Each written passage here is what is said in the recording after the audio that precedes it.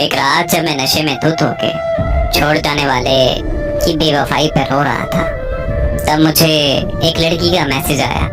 लिखा था कि मैं आपसे बात करना चाहती हूँ। मैंने मैसेज इग्नोर कर दिया क्योंकि मुझे रूटीन में ऐसे मैसेजेस आते रहते थे। मेरा सोशल मीडिया अकाउंट हकीकत में मबनी दर्द पर लिखी दास्तानों से भरा हुआ था, जिसकी वजह से बहुत सारे लोगों के दिलों में मेरे लिए हमदर्दी थी और वो लोग मुझे मैसेजेस करते रहते थे। पर मुझे हमदर्दी से नफरत होने की वजह से मैंने कभी किसी को रिप्लाई नहीं किया था। उस लड़की के मैसेजेस बार बार आने लगे तो मैंने मोबाइल फोन बंद कर दिया और सो गया। अगले दिन मैं शाम के 7 बजे जब नींद से उठा तो और अपना मोबाइल ऑन किया तो उस लड़की के कोई 200 मैसेजेस आए हुए थे।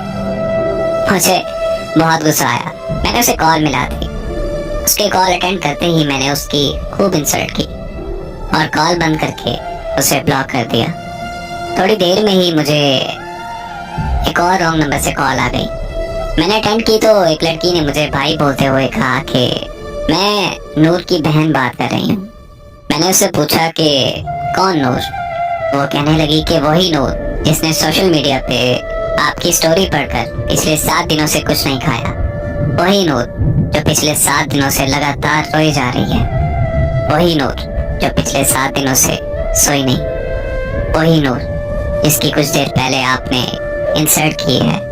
मैंने इतना सुनते ही कॉल बंद कर दी और वो नंबर भी ब्लॉक कर दिया।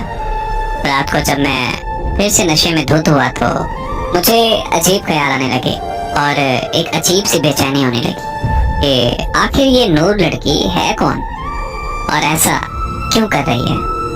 तजस्सुस इतना बढ़ गया कि मैंने उसे अनब्लॉक किया और कॉल कर दी। कॉल उसकी बहन ने अटेंड की।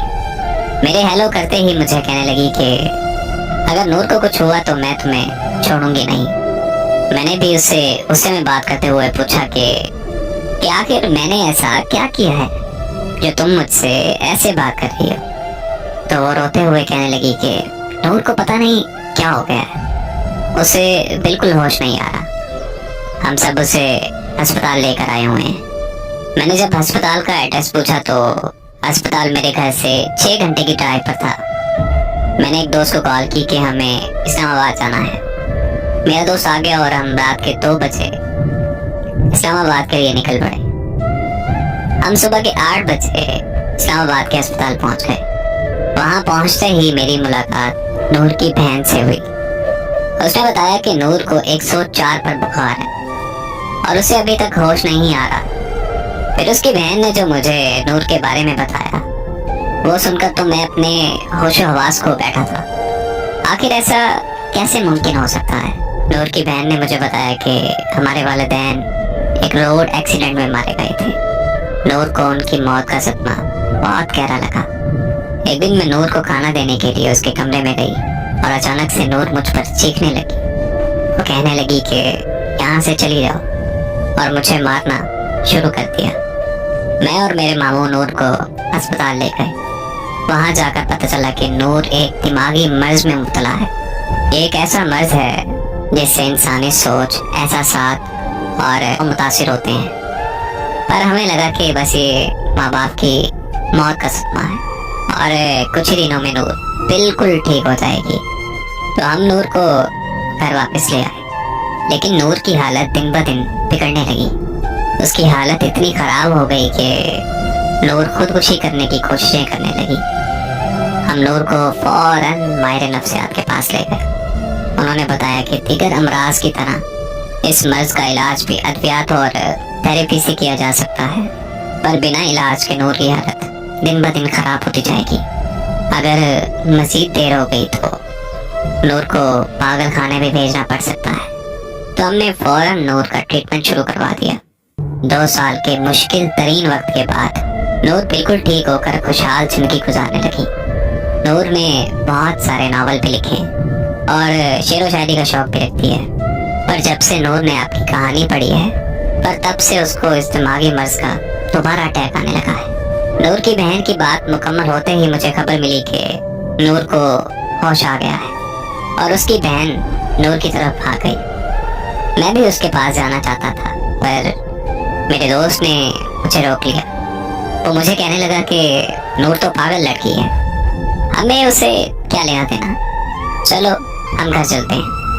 मैंने अपने दोस्त से बोला कि अरे यार, मैं कौन सा नॉर्मल हूँ, मैं भी तो इतना पागल हो चुका हूँ कि किसी का कम बुलाने के लिए नशे का सहारा ले रहा हूँ। बस इतना कहकर मैं नूर से मिलने चला गया। नूर मुझे देखते ही उठकर बैठ गई। उसकी खुशी की तो इंतहा ही नहीं थी। जिंदगी में पहली बार मैंने खुद की वजह से किसी के चेहरे पर खुशी देखी थी, और उसके चेहरे पर खुशी देखकर जो मुझे सुकून महसूस हो रहा था, वो सुकून मैंने पहले कभी महसूस नहीं किया था। मैं नूर के करीब जाकर बैठ गया और उससे उसका हाल चाल पूछने लगा।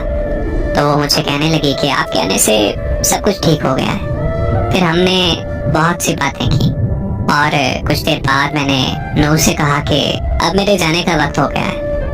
नूर ने जब ये सुना तो पता नहीं उसकी हंसी अचानक से कहाँ चली गई। उसके हाथ पांव कांपने लगे और आंखें नम हो गई। मैंने नूर की हालत देखते हुए अपने दोस्त को कॉल की और उसे कहा कि तुम चले जाओ, मैं बाद में आ जाऊंगा। इतना सुनते ही नूर के चेहरे पर मुस्कुराहट फिर से वापस आ गई। मैं और नूर 2 दिन तक अस्पताल में रहे। वो 2 दिन मेरी जिंदगी के सबसे खूबसूरत दिन थे। हमने एक साथ जीने मरने की कस्में भी खाई थी।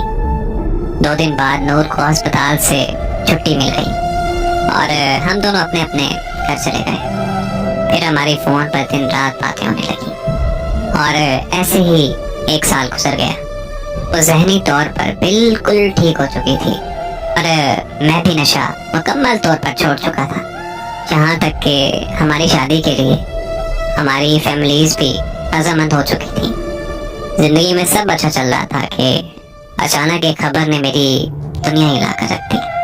मुझे पता चला कि नूर की बहन की मौत हो गई। ये खबर मिलते ही मैं नूर के घर पहुंच गया।